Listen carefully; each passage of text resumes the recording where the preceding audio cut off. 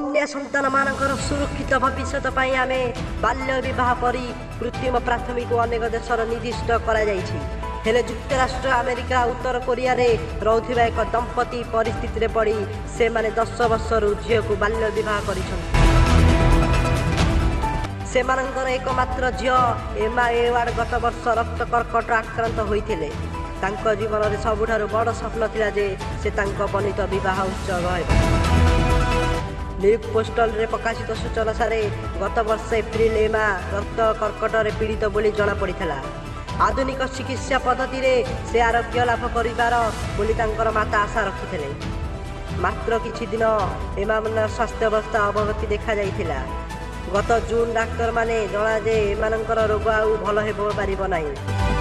खूब कम दिन भितर एमानकर आखि बुझी देइथिले। तेणु बाहा हेबार स्वप्न देखिबा झीवर आकांक्षा पूरण करबा लागि बापा माँ लागि पड़िथिले। सेमाने 2 दिन भितर एक तत्काल विवाह उत्सव आयोजन कले।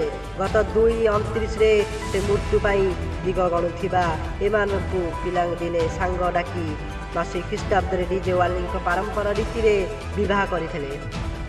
एथिसह तांको जीवन सबुठार बड़ स्वप्न पूरण होइथिबारु मात्र दुखर विषय से विवाहर मात्र 5 दिन परे से आखि बुझी देइथिले।